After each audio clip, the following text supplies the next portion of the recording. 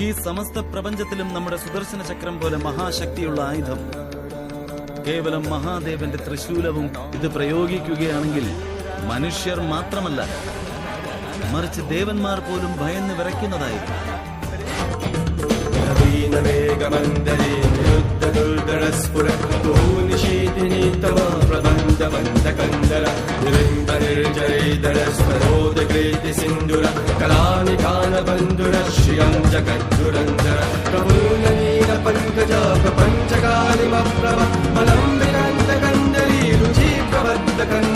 സ്മരച്ചിദം പുരച്ചിദം അവച്ചിദം അകച്ചിദം ഗജച്ചിദാന്തകച്ചിദം തമന്തകച്ചിദം